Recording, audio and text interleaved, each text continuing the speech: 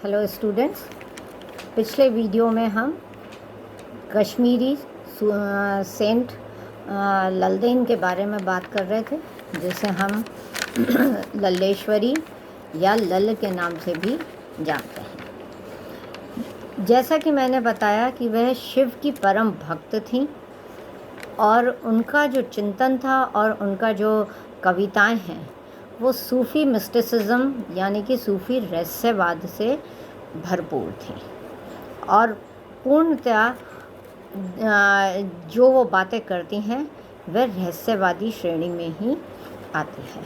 तो इस तरह ललदेन को हम दोनों ही कैटेगरी में पढ़ते हैं। पिछली वीडियो में हम उनके सूफ़ी मिस्टिसिज्म पे बात कर चुके हैं। इसमें मैं उनके शिव के परम भक्त के रूप में उन्होंने किस प्रकार से ज्ञान का प्रचार किया उसकी बात हम करेंगे। जब उनकी श्रीकंठ के साथ में दीक्षा पूरी हो गई तब वे शिव भक्ति से सरोबोर होकर के घूम घूम करके एक उपदेशक की तरह कश्मीर घाटी में भगवान शिव का और कैवल्य ज्ञान पर गीत गाने लगी थी और उनके गीतों में हमारे को मानव जाति यानी कि मनुष्यता, मानवता का शिव किस प्रकार से कल्याण करते हैं, शिव कैसे हर जगह, उन्होंने इस चीज़ का प्रचार किया कि शिव हर जगह रहते हैं, उसे हिंदू और मुसलमानों में नहीं बांटना चाहिए। शिव को हम अपने सेंस से महसूस कर सकते हैं और उनको पहचान सकते हैं और स्वयं को पहचानना ही वो कहती हैं ईश्वर को ढूंढने का सही रास्ता है। जैसा कि मैंने आपको बताया था कि आत्म अवलोकन उन्होंने ये कहा था, तो ईश्वर को ढूंढने का सही रास्ता उनके अनुसार आत्म अवलोकन ही था। उन्होंने जब गृहस्थी के सारे बंधनों को त्याग दिया था और मीरा की भांति वे जब तप में लीन होकर के ज्ञान और योग और सर्वदर्शिता के मार्ग पर निकल पड़े थे।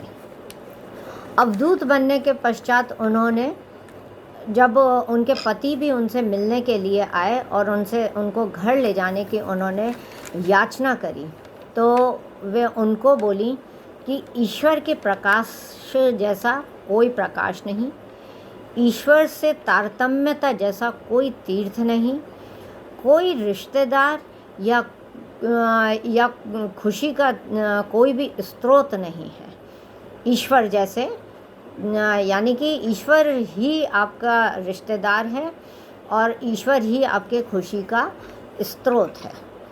अतः उस पर भरोसा करो, वही कल्याण करेगा और वही कल्याण करने वाला है। इस तरह से उन्होंने अपने पति से कहा कि आपका और मेरा संबंध यहीं समाप्त होता है। इस तरह से उन्होंने शिव की भक्ति का प्रचार करा। उनका जो साहित्य है, जो उन्होंने मतलब अपनी बातें लिखी हैं, जो कि वाक्यानी के रूप में अभी सुरक्षित है, वह आस्था, लिंग और जाति के बीच में एक पुल का कार्य करती है। लालदेन ने शैव दर्शन, योग और श्रीमद् भागवत गीता के ज्ञान में पूर्णतया डूब करके जिस प्रकार अपनी आत्म अनुभूतियों को वाक्यों और छंदों में प्रस्तुत किया है और कश्मीरी भाषा में उन्होंने योग मार्ग, मानवता और बंधुत्व का प्रचार किया है, उससे कश्मीरी साहित्य में एक नया परिवर्तन आया। अभी तक कश्मीरी भाषा हम देखते हैं कोई एक रूप में नहीं थी। उन्होंने कश्मीरी भाषा को एक परिभाषित रूप दिया था। उन्होंने कहा कि ईश्वर सब जगह है, यानी उन्होंने जगदीश्वर का रूप सबके सम्मुख ला करके रखा और यही रूप उन्होंने अपने गुरु को भी जब शिक्षा दी तो उन्होंने यही रूप बताया और कहा कि ईश्वर सब जगह यानी जगदीश्वर के रूप में हर जगह व्याप्त है। वह अपनी अलौकिक शक्ति से पत्थरों में भी विराजमान है और मंदिर में भी विराजमान है और मंदिर के पत्थरों में भी विराजमान है। यानी कि ऊपर से नीचे एक ही स्थिति है। अगर आप नीचे कूदेंगे, नीचे ज़मीन को खोदेंगे तो भी ईश्वर वहाँ पे व्याप्त है। इसलिए वो कहती हैं कि किसकी पूजा करें। एक पंडित किसकी पूजा करे? उसको तो हर चीज़ की पूजा करनी चाहिए, मन और प्राणों को एक साथ मिला दे, इस तरह से उसको भक्ति करनी चाहिए। तभी वो कहती है कि ईश्वर की प्राप्ति होगी और ईश्वर की प्राप्त करने का यही एक मार्ग है। उन्होंने आपसी भाईचारा, प्रेम के दर्शन, ईश्वर की एक रूपता, सर्वव्यापकता और समदर्शिता का प्रचार गांव-गांव में किया था। मीरा जिस प्रकार से भगवान के सगुण रूप की दीवानी थी, लल्लेश्वरी निर्गुण रूप की निर्गुण रूप में लीन रहती थी। कबीर की वाणी से उनकी जो वाणी है वह काफ़ी करीब लगती है और कबीर के विचार भी हमारे को काफ़ी नज़र आते हैं। इसीलिए हम देखते हैं कि लल्लेश्वरी ने जो अपनी कविताएं लिखी, जो बोली, जिसको बाद में लिपिबद्ध किया गया, उसका कई भाषाओं में, विश्व में कई भाषाओं में अनुवाद भी किया गया है, जिसमें मुख्य रूप से रिचर्ड टेम्पल, उन्होंने इसका अनुवाद किया है। जॉर्ज ग्रियर्सन हैं, उन्होंने अनुवाद किया है। पंडित आनंद कौल, जानकीनाथ भान, पंडित सर्वानंद चिरागी, श्री शशि शेखर और तोषा खानी, पंडित शंभुनाथ भट्ट और हलीम, इन सब ने इनके वाक्यानी का ट्रांसलेशन किया है। तोषा खानी तो यहाँ तक मानते हैं कि लल्लेश्वरी जो हैं उनकी प्रतिभा सार्वदर्शिक और सार्वकालिक है। उनका संदेश बहुजन हिताय है। वे कश्मीरी साहित्य में अपनी युक्ति की सफलता, उपमानों की लघुता और गंभीर अंतर्दृष्टि तथा मनुष्य की आत्मा को झंझोड़ने की शक्ति के लिए अद्वितीय माना गया है। आज भी लाखों कश्मीर उनके वाकों को गाती हैं। लालदेन के वाक के गीत जो हैं वे कश्मीरी साहित्य की प्रारंभिक अभिव्यंजना माना जाता है।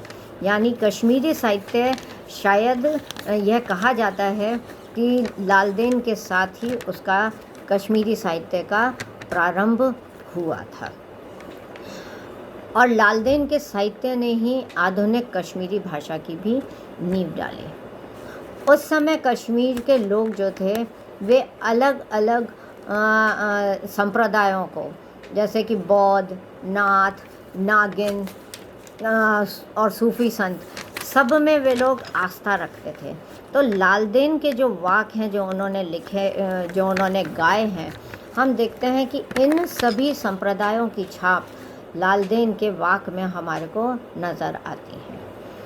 मीरा के समान मतवाली होकर के जब वे सड़क पर गुजरती थीं तो सब उनका मजाक बनाते थे, पर शिव की भक्ति में भूल करके वे दीवानियों की तरह से घूमती रहती थी और उनके गीतों को, उनकी भक्ति के गीतों को वो गाया करती थी। हालांकि संसारी लोग जो थे वे उनकी भक्ति की गहराई को नहीं समझ सके और वे उनको पागल ही समझते थे, उनकी निंदा करते थे, बच्चे उनको पत्थर मारते थे, पर उनको इन सब की कोई भी सुध बुध नहीं थी, क्योंकि शिव के अतिरिक्त उन्हें कुछ भी दिखाई नहीं देता था। इतनी वो ध्यान में लीन रहती थीं कि उनको खाने पीने की भी सुध नहीं रहती थी। एक बार उनको बच्चों ने बहुत तंग किया, पत्थर मारे, और तो एक दुकानदार ने आकर के बच्चों को डांटा कि आप क्यों इनको तंग कर रहे हैं।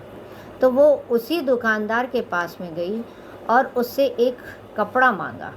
उन्होंने वह कपड़ा जब दिया तो उसके 2 टुकड़े करके अपने दोनों कंधे पे टांग करके और वो पूरे रास्ते घूमती रहीं।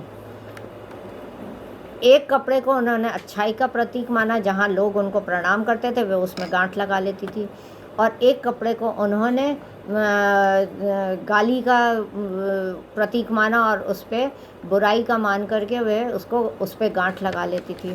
शाम को उन्होंने वापस वे दुकान पर पहुँचे और उन्होंने कहा आप ये कपड़ा रख लें और इसका वज़न करके बताएं। तो देखा दोनों का वज़न बराबर है। तो लल ये बोली कि मेरे लिए भी निंदा और प्रणाम दोनों एक ही समान है, मेरे को कहीं भी इनसे कोई फ़र्क नहीं पड़ता है, क्योंकि वे कहती है कि मैंने अपने गुरु से जो बात सीखी है वो यही है कि बाहर से भीतर की ओर झांको। तो इसीलिए वो अपने सभी वाक में आत्म साक्षात्कार के मार्ग को प्रेरित करती हैं। जनमानस में प्रचलित कश्मीरी इसीलिए हमेशा आज भी यही कहते हैं कि हमारे लिए 2 ही चीज़ें हैं, या तो अल्लाह और या फिर लल्ला। तो उन्होंने लल्ला को वही स्थान दिया है जो उनके अल्लाह का है। लोक समाज में लल्ला को लेकर के कई प्रकार के मिथक आज भी प्रचलित हैं। बेटी अगर अच्छी है तो कहते हैं कि लल जैसी है, सास बुरी है तो कहते हैं ललदेन की सास जैसी है, थाली में भोजन कम होता है तो कहते हैं ललदेन की थाली है, पश्मीना अगर बारीक कटा है तो ललदेन ने या लल ने ये पश्मीना काटा है। इस प्रकार से हम देखते हैं कि आज भी समाज जो है वह हर प्रकार से लल को याद करता है। उनकी शिक्षा को जैसा कि मैंने बताया कि लालवाक या वाक या वाक्यानी कहा जाता है। ये ट्रांसडेंटल हैं पर साधारण और एक साधारण मनुष्य को ईश्वर की शरण में ले जाने की वे क्षमता रखते हैं, और सत्य चित्त आनंद की स्थिति में उनके ये ईश्वर की भक्ति से लीन जो वाक हैं वे सत्य चित्त आनंद की स्थिति में भी ले जाते हैं। ये सारी कविताएं जितनी भी हैं वे हृदय को छूती हैं और परंपराओं और अंधविश्वासों में छिपी आध्यात्मिकता की जो जटिलताएं हैं उसको आसान बनाती हैं। आखिरी दिनों में योगिनी लल ने अपने शरीर को प्रकाश पुंज में बदल दिया था, जैसे कि कबीर और मीरा ने किया था। वो आज भी कहते हैं कि अपने चिन्मय शरीर में रहती हैं और सत्य को पाने वाले की वे सुनती भी हैं और उसको जवाब भी देती हैं। जब शिव भक्त लल योगेश्वरी से पूछा गया कि आप इस तरह से नग्न क्यों रहती हैं, क्या इसका कारण है। हालांकि मैंने आपको पिछले उसमें बता दिया है कि उन्होंने किस वजह से क्योंकि सच्चित आनंद को अपने शरीर में समा लिया था, चिन्मय स्थिति में पहुंच चुकी थी, इसलिए उनको किसी भी स्थिति से कोई फ़र्क नहीं पड़ता था। पर जब उनसे ये पूछा गया तो उन्होंने कहा क्यों नहीं मैं रह सकती हूँ। मैं किसी भी वस्तु को, किसी भी आदमी को और किसी को भी अपने सामने देखती ही नहीं हूँ। उनकी सोच जो थी वह बिल्कुल ही अलग थी। वो उनका कहना था कि वह जो कि ईश्वरीय प्राप्ति का लक्ष्य ही नहीं रखता है वह आदमी या पुरुष होने के लायक ही नहीं है। उन्होंने क्रिया योग जैसी पद्धति का अभ्यास भी किया था और उन्होंने कहा कि आप सोचते हैं कि मेरे लिए ये रास्ता आसान रहा, मुझे भी इस स्वतंत्रता को पाने के लिए कई कष्टों का सामना करना पड़ा। वह अपनी एक कविता में भी लिखती हैं कि दुख का कौन सा तेजाब मैंने नहीं पिया, कितनी बार जन्म मरण के चक्कर काटा, पर मेरे कप में अमृत आया। सांसों की कला से कई बार मैं मरी भी, मैं आग में जली और पर दुखी गांव के लोगों के सामने पुनः सुनहरे कपड़े में सामने आई। उन्होंने जो ये लिखा है ये परमहंस की योग क्रिया से काफ़ी मिलता जुलता सा है, और उन्होंने इस तरह से योग क्रिया को बिल्कुल अपने सामने करके भी बताया था। इस प्रकार से हमने देखा कि उनकी शिक्षाओं ने किस प्रकार से जीवन के हर क्षेत्र को प्रभावित किया। यहाँ तक कि वो कहते हैं कि कश्मीर में कोई भी विवाह होता है या संस्कार होता है तो उसमें भी लालदेन का प्रभाव दिखाई देता है। वो कहते हैं, चाहे लोग हंसें या हज़ारों बोल कसें, मेरे मन को कभी बोध नहीं होगा। मैं हूँ अगर सच्ची भक्तन शंकर की, तो आईना मैला कभी धूल नहीं होगा। तो इस प्रकार से उन्होंने अपने को स्वयं को शंकर के भक्त के रूप में ही प्रस्तुत किया और अपने लेखन में सूफी मिस्टिसिज्म को उभारा। इस प्रकार हम देखते हैं कि लालदेन एक बागी महिला के रूप में भी सामने आती है, जिसने पारंपरिक रिवाजों को खारिज किया। धार्मिक कट्टरपन का विरोध उनकी कविताओं में बगावत के रूप में हमारे को नज़र आता है। उन्होंने ऐसी विरासत छोड़ी, उनकी मृत्यु 70 वर्ष की उम्र के करीब में हुई थी। उन्होंने ऐसी विरासत छोड़ी जो उन्हें भीतर झांकने, समझने और सामाजिक बंधन से मुक्ति की प्रेरणा देती है। कश्मीरी लालदेन के वाक के बिना आज भी बात नहीं करते हैं। उनकी बातें और उपदेश आम बोलचाल का हिस्सा बन गए हैं और कश्मीरी उत्सवों में, त्योहारों में और विवाह में, जैसा कि मैंने अभी आपको बताया, उन सब में हमारे को लालदेन की ही झलक हमारे को दिखाई पड़ती है। इस प्रकार हम देखते हैं कि शैव मतावलंबी और सूफियों दोनों के साथ में ही उन्होंने अपने गीतों की, कविताओं की चर्चा करी और उन्होंने अपने समय के लोगों को प्रभावित भी किया। Thank you.